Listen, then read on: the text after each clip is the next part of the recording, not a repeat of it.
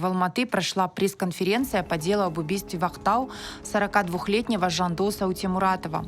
По словам юриста Инги Иманбай, который защищает интересы родственников погибшего, в тот день Жандос пришел на праздник к бывшему однокласснику. Между Утемуратовым и одним из его знакомых возникла ссора. Позже она переросла уже в драку. Родные погибшего утверждают, что между мужчинами был давний конфликт. Утемуратов получил удар и выбежал на улицу, но нападавший догнал его и продолжил избивать.